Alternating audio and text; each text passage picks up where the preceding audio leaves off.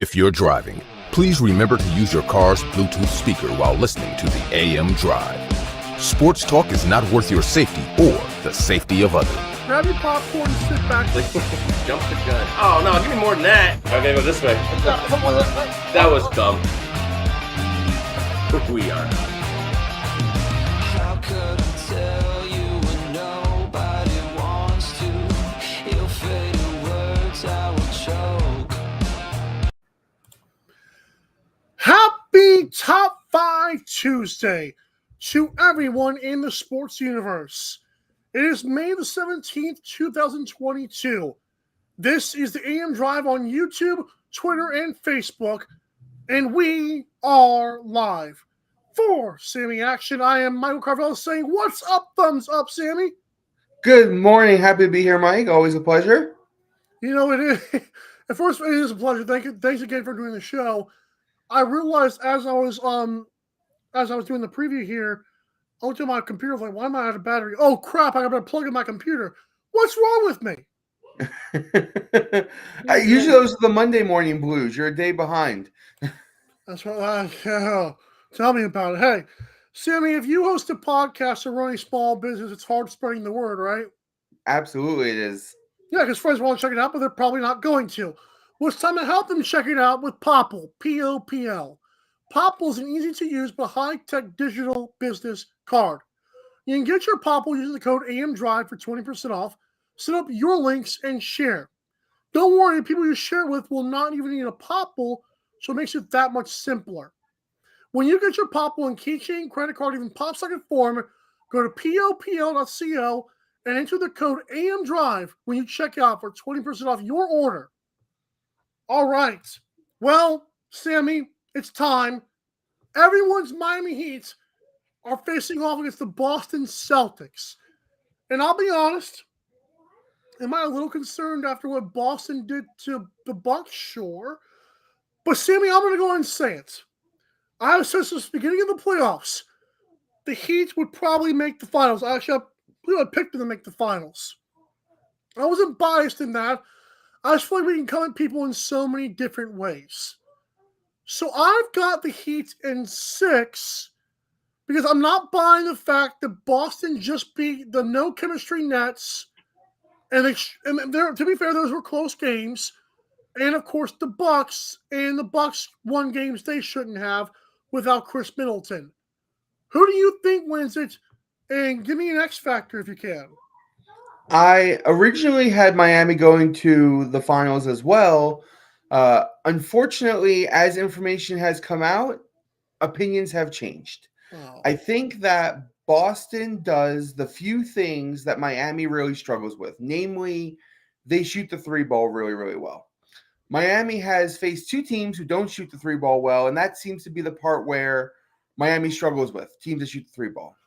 I think Miami's advantages are home field advantage and the criminally underrated Jimmy Butler.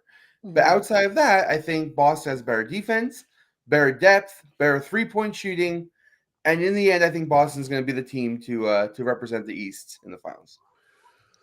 I'll be the first to admit, I feel like the sexy pick will already be the Celtics. I'm waiting to hear all the takes about Boston. I'm just bracing myself. I'm still not going to like it, but I cannot wait to watch every show and watch every Twitter take about why Boston's going to do it. And go ahead. I know you're breathing. I was going to say. But no, Sammy, I feel like we match up well against their players. The more and more I thought about it, the more and more I like our bench better. With Tyler Hero, we still have Duncan Robinson at our disposal if he wants to, if whatever is happening is not happening or whatever. I feel like we just don't need him right now. I feel like Max Strus was just better defensively.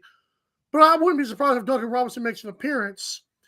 I also love Oladipo coming off the bench. His defensive prowess is incredible. But people look at the way the Celtics were able to beat the Bucks. They walled off Giannis. I feel like PJ Tucker is a much better shooter than Giannis. And I feel like PJ Tucker's also can play good defense on Grant Williams or Al Horford. The key for me in this game will be Jaylen Brown and Tyler Hero. I know Hero comes off the bench, but I personally think Tyler Hero, if he's on it, if he's getting what he wants, that's just cherry on top for us. But Jaylen Brown was so inconsistent in really both series so far.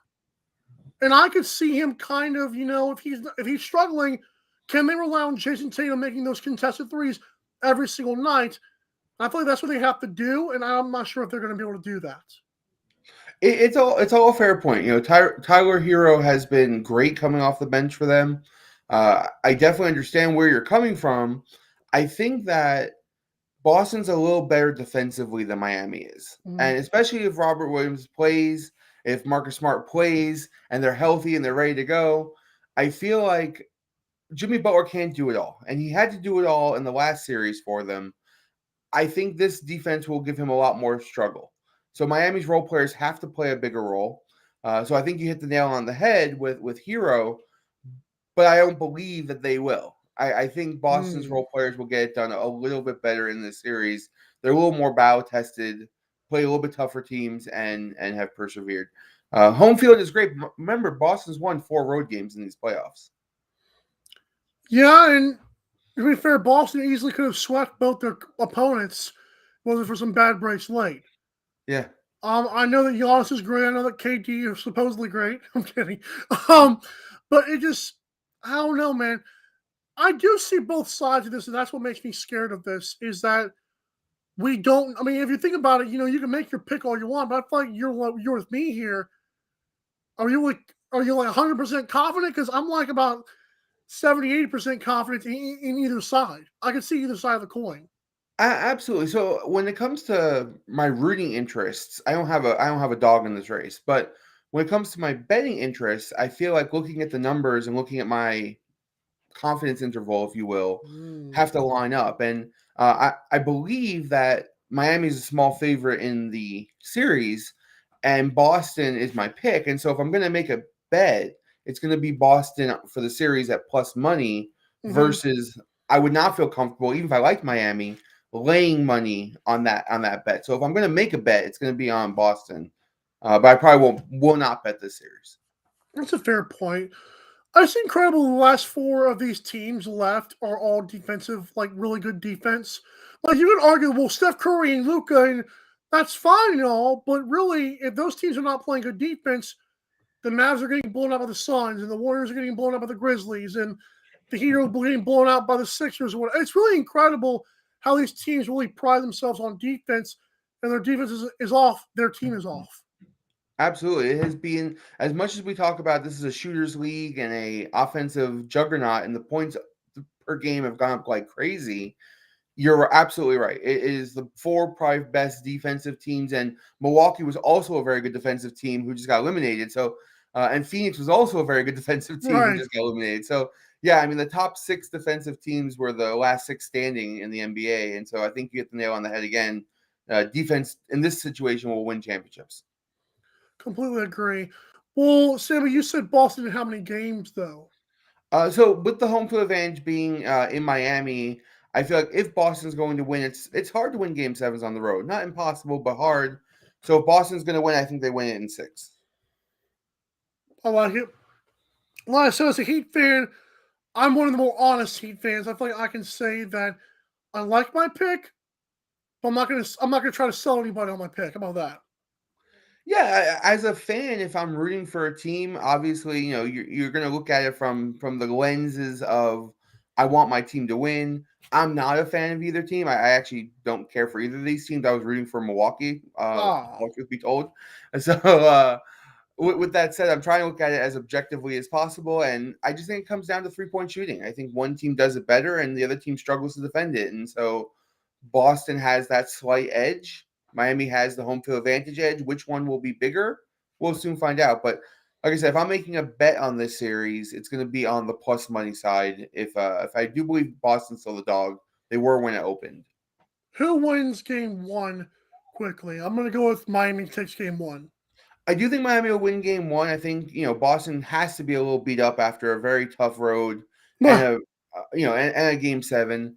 It's tough to come right back and have to perform at your best levels after that kind of emotional Roller coaster. juggernaut. But I do think Miami wins game one, but then I think the series becomes very difficult for Miami after that. I can see that. Hey, Sammy, when we come back, I demand fives in the chat because we're giving our top 5 baseball teams and top 5 games in the 2022 NFL season. And yes, Aaron has provided one of those, so I cannot wait for that. And also, we'll preview Lightning, Panthers, and Blues Avalanche. Could be interesting. We're right back to the AM Drive on YouTube, Twitter, and Facebook. The AM Drive with Mike and Aaron might be the best morning show ever. If you love the show, shop the merchandise for $26 hoodies, $16 shirts, even $13 mugs. High quality swag for cheap because Mike and Aaron love the fans. The best morning show, the lowest price merch at amdrive.online. This is Popple, the next generation business card. With just a tap, your Popple instantly shares your digital business card to both iPhone and Android devices. The best part? The other person doesn't need an app or a Popple to receive your info. To pop your info, tap your Popple to the top of an iPhone, the center of an Android, or just scan your in-app QR code. And just like that, all your info is saved to their phone. More connections, more leads, more sales. That's Popple. Download our free app and get your Popple today. Aren't you the Vice Golf guy? Yeah, you want an autograph? Yeah. Actually, I was just wondering if the balls are any good. The balls are amazing. You look like a Pro Plus guy. I thought you'd never ask.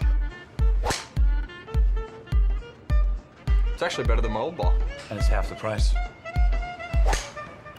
Top performing golf ball, half the price. It's almost stealing.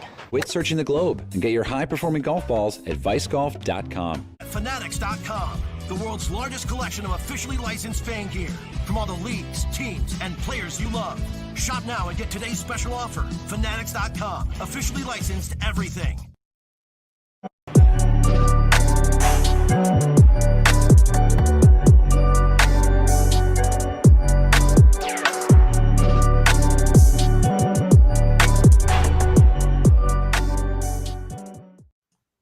Friends, Sammy has a confession. Guys, I have to apologize. I should have looked it up before I got on the show.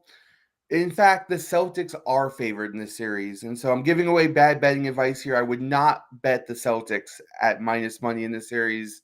I would not bet Miami either, but I apologize. I'm wrong. The Celtics are, in fact, the favorite in this series. My bad. We forgive you, Sammy, for now. Thanks. Right. Just to let you guys know, for the best in playoff merchandise, you got to go to mikeandaaronjive.com and do what, Sammy? Click the S. That's right. You really do. Because when you do that, you get every team, every player from every league with daily deals. You don't want to miss Fanatics. It's like the NBA store, the NFL shop, and today's code, by the way, free shipping on orders of $64 or more. So if you want a jersey, do it. MikeandAaronDrive.com, click the Fanatics logo. Sammy, are you excited for that? I am. Well, with football season coming back around, I got to pick some new jerseys. Same. I need a Colts Matt Ryan jersey so bad.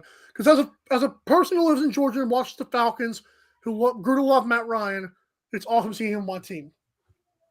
I mean, I can't say I'm a huge fan of the signing, but I appreciate the fanship. If I'm buying, going to eat your words. If I'm buying a Colts jersey, it's Jonathan Taylor all day. That's fair. All right, Sammy, I hope you have your first edition of the top 5 baseball teams ready. Aaron did not provide me with this, but he did provide me with our top 5 games in NFL 2022, which we'll talk about next. But Sammy, why don't you give me number 1 through 5, your top 5 baseball teams, your first edition? Okay. I spent a little time on this last night, looked through not just the record, which is the easy way of doing it, but actually the quality of wins and who they're playing. And I think the clear-cut answer here is the Yankees are number 1. Not only do they have the best record in baseball, but they are hammering people. To the extent that I think that if they play like this through the All-Star break, they will be the clear-cut favorite in the AL. Number 2 on my list is the Dodgers, both for having good record now, but for the potential they have down the road. The Mets, both leading their division and getting Jacob deGrom back this year. My possibly surprise pick, and the one that I bet to win the World Series, is the Brewers at number 4. A very underrated pitching staff and ex-MVP and Yelich, very good team. And then, of course, the trash can batting Astros. Yeah. That rounds out my top 5. I dig it, Sammy. I really do. I actually have 4 of the same teams. If you've watched the show, you probably know which one missed out. Okay, so there have been 2 number 1s for me all year. The Rockies were week 1, and then week 2 through 4 was the Dodgers. But jumping into that number 1 spot in week 5, the Yankees. Absolutely. Not only do the Yankees have a better run differential at plus 73 than the Dodgers at plus 71, they're 8-2 in their last 10. And Dodgers are a ho-hum 5-5. Not going to cut it from my list. So number 1, Yankees. But number 2, of course, is the Dodgers. They're the only teams with a plus 40, and they're at plus 73 and plus 71. It's insane. Number 3, a team that is 14-9 on the road, 8-2 in their last 10, getting their highest rank this season is those trash can banging bastards, the Houston Astros, 2017 World Series champions. And I have a shirt for that, by the way, that I thought was fantastic I made. Number 4, the New York Mets. They're 5-5 in the last 10, so they're skating on thin ice. But like you said, they do get Jacob deGrom back. They're still playing very well. Number 5, this one will shock you. But if you scroll down to the standings of the overall records, this team sticks out because of their run differential. I'm like, what the crap? Right now, they're beating the Giants in the series. I'm going to go with the Cardinals. We're plus 37, which was bad for me. I'm like, I'm looking through all these teams and like, -2. I'm like, wow, where'd that come from? Well, apparently Cardinals are a really good team. They've just played some good teams as well. So I'll go Cardinals number 5, but don't be surprised if they're out next week. I just thought I had to give them some credit. I mean, I would give them an honorable mention just for having Albert Pujols as a pitcher. That's insane. That's Cardinals wild. are good. Cardinals are definitely good. How did he do, by the way? I didn't see that. He gave up 2 home runs, but did retire the side. I'm dead. They were probably 3-5 balls, too. That's incredible. I give the Cardinals credit, though. The Cardinals are having fun this year. You know, they have the old men in Wainwright and Pujols and Molina, and you could see that this is like their last run, right? They're putting it all together for one big run down the stretch, and I'm rooting for them. They just missed my top 5. Fair enough. Top 5 games on the NFL schedule for 2022, which was released on Thursday. And Simi, I'll first give Aaron since he is not here, if that's fair with you. That's okay. So his top 5s are as follows. Number 5 for Aaron, Patriots and Packers on October the 2nd. Not sure what, something like week 4, week 3, something like that. He didn't write down the weeks, so I didn't have time to Google those. But I have my weeks, but yeah, October 2nd, I want to say that. Number 4, on September the 8th, which should be pretty early in the season, I believe that's like game 1 or whatever, Bills and Rams. I dig it. In LA, Josh Allen is the defending Super Bowl champions. Number 3, Rodgers, Brady, Packers, Buccaneers. Number 2, Mahomes and Brady, Chiefs, Buccaneers. And number 1, Bills and Chiefs on October the 16th, which is like the weekend before I turn 26. With this NFL schedule, I feel like you could pick almost every Tampa Bay, Buffalo Bills, LA Chargers, Chiefs game. Yeah, Chiefs game. And like they're all going to be good. They're playing each other so much this year. I went a different route. I decided to go with 10 different teams in 5 different weeks. I love it. So no overlap. For me, and Aaron and I do have one that match up. It is the Rams at the Bills week 1. Opening game gets the season off to a great start. That's number 5 for you? I'm just going to do them in week order, if that's okay. Oh, that's fine. Yeah. Week 2, I have Chargers at Chiefs, Thursday Night Football, national television. That rivalry this year should be phenomenal. That whole division is phenomenal. Week 12, this is the shocking one, I thought. I put some thought into this one. Week 12, Cleveland at Tampa. Oh. And the reason I picked this one is I feel like the NFL knows they're going to suspend Deshaun Watson at least 8 games. And they gave Cleveland a bye week in week 9. They come back, they play a trash team. I think they play like Miami or somebody. But their first real test, in my opinion, is going to be at Tampa. And that's a great game for them to showcase Deshaun Watson coming back. It's right around Thanksgiving. I think that will be a fun game to watch. Week 16 is Eagles at Cowboys on Christmas Eve. The game that will probably decide the NFC East. And the last one on my list is Week 18, Ravens at Bengals. Probably going to decide that division as well. Great way to close out the season. Big rivalry game there. People understand Ravens were beaten and battered last year, but if they were healthy, they were very good. There were so many games to choose from. God, the schedule looks great this year. Oh yeah, and shout out to the NFL VP of scheduling, whatever. He went on the NFL Network and said, "Guys, we only had to redo the schedule when Russell Wilson became a Bronco, and then when Tom Brady retired." That's pretty good work for those men. That's pretty awesome that they did that for us. Absolutely. There are so many good storylines built in before the season even starts. So they did a great job.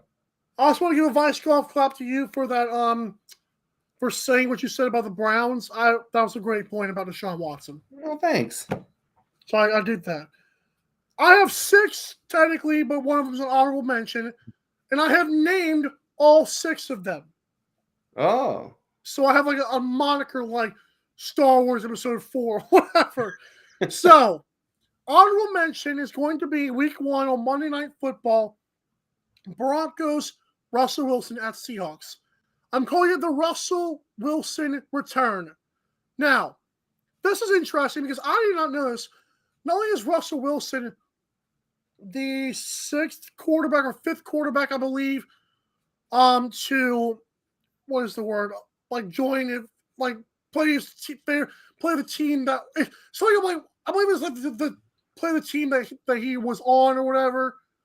But he's the first ever. I forgot that stat completely. But he's the first quarterback to join a team he beat in the Super Bowl.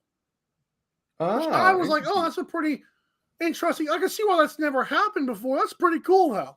Yeah, it's interesting. I didn't know that. Good stat. But that's not even my top 5. So number 5, I'm calling this shaving cream pie number 2. From now on, when the Chiefs play the Bengals, it'll be the shaving cream pie game. Okay? So and I'm going to do a guarantee every single year for Aaron's sake. I'm going to do a guarantee every single year on one of these teams. And if I lose, I'm going to do a shaving cream pie every single year. So week 13, Chiefs and Bengals, I'm guaranteeing the Chiefs get their revenge and beat the Bengals. I can't wait to see this game now. I'm excited for it. I'm about to bookmark this for the future reference. Absolutely.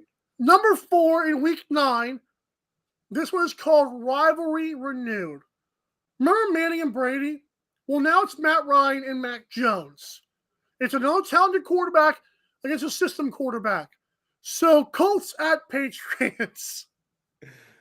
Number 3 is it's still a debate. That's what this game is called. Packers, Buccaneers. Rodgers, Brady. I bet you Rodgers would absolutely adore to beat Tom Brady if this was his final year. Just to leave the lingering thought in people's mind that I beat Tom Brady. That's going to be interesting. Number 2, the new Manning Brady. Bills Chiefs in week number 6. Well, Michael, what in the world could be better than that game? My number 1 game. I'm calling it the Battle for LA. Because now both these teams are good. And on New Year's Day on Sunday Night Football, Rams at Chargers or Rams versus Chargers, whatever you want to call it. Herbert against the defending Super Bowl champions. That's going to be a pretty fun matchup. Absolutely. We're so far away from the NFL season. You got me so stoked for some of these games. I can't wait now. Especially week 13. Yeah, I know. Yeah, absolutely. And then weren't the Browns and the Buccaneers in that game in that week too? Week 13? Let me check. It's the week of Thanksgiving, week 12. Oh, okay. So 1 week later, you're going to see the shaving cream pie too. That'd be great. I'll hopefully see anti-shaving cream pie. We'll have to see. Let's get to some NHL previews before we let Sammy go for this Top 5 Tuesday edition. Thank you so much for doing your Top 5, Sammy. That was awesome. My pleasure. That was fun. Yes. NHL, Stanley Cup playoffs. Lightning, the two-time defending champion Lightning, against the Florida Panthers, who are pretty good this year. Sammy, I haven't watched much hockey, but I'm getting there, okay? I believe the Lightning are going to lose this series. I've got Panthers in 6. I tend to agree with you. The Lightning have lived on. They've been like the cat with 9 lives. I feel like they just keep coming back from the dead. But I do think Florida is the best team they're going to play this year, or at least so far this year. And I think that Florida will beat them in the end. Vasilevsky is great, and Tampa's the champ until they go down. But somebody's going to defeat them this year, and I think the Panthers are going to do it. Sorry, Aaron, no 3-peat for you. I love throwing shade at him when he can't defend himself. Beat him while he's down. No. Yeah. The St. Louis Blues and the Colorado Avalanche, who are probably the best team in the NHL this year, if we're going by record, and just on numerous bunch of things like Nathan McKinnon being alive. I believe, and Aaron says, well, the Blues will give them hell. I disagree. I think Blues played a very weak, wild team because Minnesota sports sucks. I'm sorry to Minnesota, but it's true. I'm going to go with the Avalanche in 5 games. Maybe 6 if because the hockey puck bounces the wrong way. I still think Avalanche are the far better team, and Blues are going to be humbled very quickly. I also agree. I bet the Avalanche to win the cup. They were my choice this year, and they were also the favorite. So it's not like I'm going out on any limbs. But I do think the Avalanche are the better team here. You know, teams that have taken beatings in years past, while being the favorite, learn from those experiences. And I think the Avalanche have gone through that experience not just once, a couple times now. And one of these years they're going to break through, and this makes sense to be the year they do it. They are the best team in that side, and regardless of who they face next, I think they get through all the way to the cup. That's fair. Sammy, since we left you some time, as we say bye, Sammy, there are 2 topics I'm talking about next, but I want to get your quick takes on these. Patrick Beverley called out Chris Paul and says the league views him as a cone because of his poor defense. Are you surprised by this? And how I've enjoyed Patrick Beverley on ESPN. I don't know about you.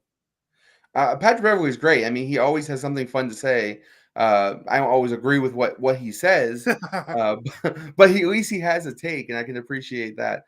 I think he's probably right. I know a couple people came to the defense of Chris Paul after he said that. But I think he's probably telling more of the truth than not. I think that Chris Paul has taken a step back defensively. Clearly didn't have a very good series. Claiming he was banged up, maybe not.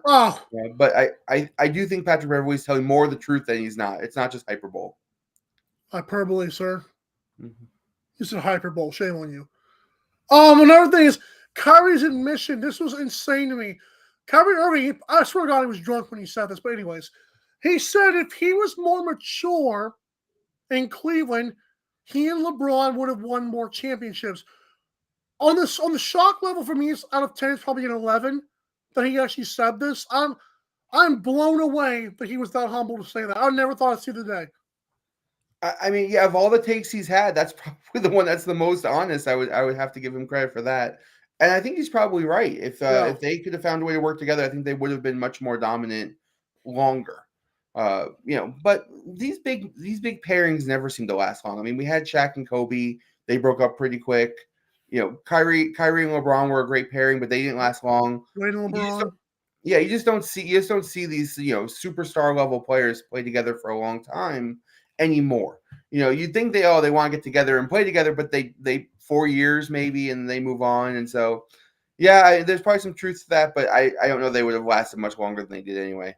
And finally, DeAndre Ayton, apparently there was an internal reason why he did not play more than 17 minutes in Game 7. I'm not sure how that looks for Monty Williams and the Suns crew. Was the internal reason because he stunk? Because that's the reason I would have only played him 17 minutes. I completely agree with that. I don't know if it's because they were saying, can you please do better? And he got paid pitch to fit. I don't know why the contract issue would matter in Game 7 if you're trying to prove it to people that you need money. It's weird to me. I mean, he's a 7-footer who's supposed to be built very strongly, and he's just weak as heck. I agree. They bring him over. I mean, yeah, guys 4 inches shorter than him, boxing him out, moving him backwards. I mean, he just doesn't play with passion in a way where a guy who's supposed to be a rebounder does. Don't get me started. Sammy's got to go. I'll be back for 10 or 15 more minutes on the other side as we'll wrap it up with the AM Drive, YouTube, Twitter, and Facebook. Have a good one, Sammy. Thank you very much. See you tomorrow, man. Guys, we'll be back. The AM Drive with Mike and Aaron might be the best morning show ever. If you love the show, shop the merchandise for $26 hoodies, $16 shirts, even $13 mugs. High quality swag for cheap because Mike and Aaron love the fans. The best morning show, the lowest price merch at amdrive.online. This is Popple, the next generation business card. With just a tap, your Popple instantly shares your digital business card to both iPhone and Android devices. The best part? The other person doesn't need an app or a Popple to receive your info. To pop your info, tap your Popple to the top of an iPhone, the center of an Android, or just scan your in-app QR code. And just like that, all your info is saved to their phone. More connections, more leads, more sales. That's Popple. Download our free app and get your Popple today. Aren't you the Vice Golf guy? Yeah, you want an autograph? Yeah. Actually, I was just wondering if the balls are any good. The balls are amazing. You look like a Pro Plus guy. I thought you'd never ask. It's actually better than my old ball. And it's half the price. Top performing golf ball, half the price. It's almost stealing. Quit searching the globe and get your high-performing golf balls at vicegolf.com. Fanatics.com, the world's largest collection of officially licensed fan gear from all the leagues, teams, and players you love. Shop now and get today's special offer. Fanatics.com, officially licensed everything.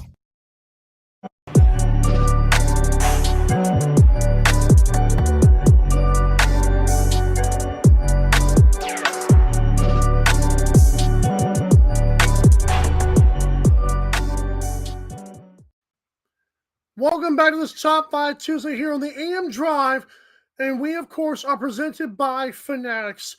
If you want the best apparel, memorabilia, all kind of stuff in sports merchandise, you've got to go to MikeandAaronDrive.com and click the F. That's the Fanatics logo. For all things Fanatics, like NBA Store, MLB, NFL shops, you name it, it's all right there. All right, for this version of Mike's in the first on today's show, let's get into Patrick Beverley calling out Chris Paul. Patrick Beverley says the league views Chris Paul as a cone on defense. And then he proceeded to explain what that meant. That meant that Chris Paul, when you go around him, he stands there. And Pat Bev also called out his flopping. What's ironic about this statement to me from Patrick Beverley is Pat Bev is one of those unlikable, likable players in the NBA. You either like him or you don't. If he's on your team, you love him. If he's off your team, you hate him. I don't get how a guy who flops for a living and who gets under people's skin for a living and has no skills for a living can call out Chris Paul, who's by far a better player. Now, Patrick Beverley was right when he called out Chris Paul for slapping people and getting away with stupid fouls. But isn't that who Patrick Beverley seemed like he modeled his game after? That's pretty weird to me. That's very peculiar that Patrick Beverley would say what he said. I think he's right, but I think it's also the pot calling the kettle black, and that's not very right in my opinion. Kyrie Irving of the Brooklyn Nets has made a serious damning admission from his time in Cleveland playing with LeBron. He said, and I'm paraphrasing this, if I had been more mature, we would have won more championships. Me and Braun could have controlled things. No crap, loser! No crap! It is so frustrating to me when you see this guy who we tried to say, at least I've been on the fence of saying, yo, get a hold of yourself. Why is it now he can admit this crap? If I had been more mature. Yeah, duh. Why weren't you more mature, Kyrie? The same reason you weren't mature this year with your vaccine crap. I will say it before and I'll say it again. This was not about Kyrie wanting or not wanting a vaccine. This was Kyrie Irving saying, I want to be some martyr and a voice for the voiceless. We don't care. Play basketball. That's not who Kyrie Andrew Irving is. Kyrie is known as a basketball player, not some political activist. He could have gotten a vaccine. I think he would have if it wasn't for his own personal demons telling him he's got to be somebody he's not. It's so stupid. Kyrie, when are you going to grow up? Maybe this is the first step, and I love watching Kyrie play. But it's so annoying when he comes around to this fact after the fact. It's so dumb. It's too late for this.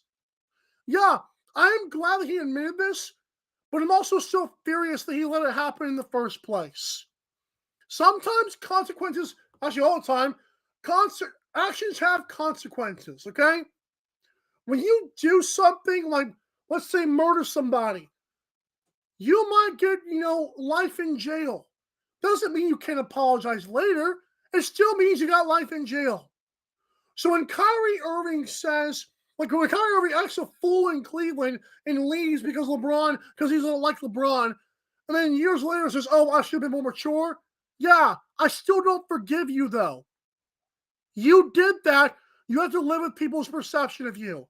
Again, I would like to be forgiving here, but this is the first step of many he has to take in a long staircase back to level to work in my respect, as if that matters in sports. And who cares what Mike Smith first thinks, right? I also want to get to DeAndre Ayton, as Monty Williams, when asked why Ayton only played 17 minutes, he said it's internal. It's internal. Monty, that's a horrible look. That's a horrible look. And no one's talking about it yet because Chris Paul and Devin Booker choked their entire lives. But DeAndre Ayton, once again, was soft and terrible when it mattered. He is softer than AD. He is softer than Karl Anthony Towns. It's unbelievable how soft this number one pick was. I remember that draft, the 2018 or 2019 draft, when Ayton came into the league, and he was supposed to develop into some nice, dominating big man. Where, though? Where is that guy? He has never shown up. I don't think he ever will show up. He has no outside jumper. He cannot block a shot. He cannot offensive rebound. What is he here for? That was a dumb pick by the Phoenix Suns. And I would take Clint Capella.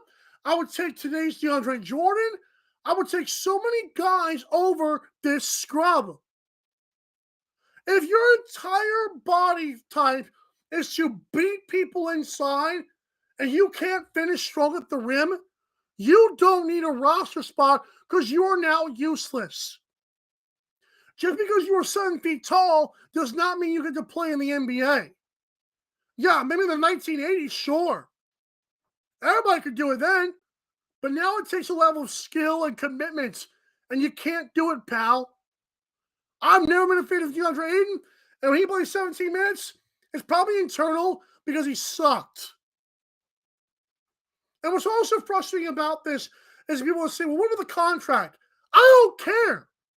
If you're talking about a contract issue, like during your Western Conference semifinals, that's dumb. That's not where your focus should be. So, I also have another question about this to Monty Williams. Is the reason your team choked Was it because in their mind they're thinking about this internal situation, whatever that is? Because that's the only explanation I have for guys blowing layups and Devin Booker and Chris Paul scoring 2 more points than I did at halftime. It's really impressive. I could have gotten a sweet little layup on the break if I would have played in that game, and Chris Paul and Devin Booker are supposed to be bucket getters, and they weren't.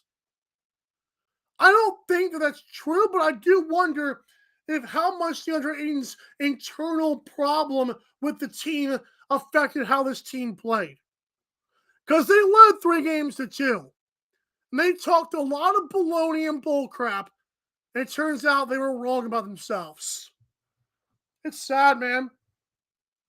By the way, on tomorrow's show, it will be another hump day. Me and Sammy will break down East Finals Game 1 between the Heat and the Celtics. We'll also have more NHL talk, and we'll preview and pick the Mavs and Warriors series.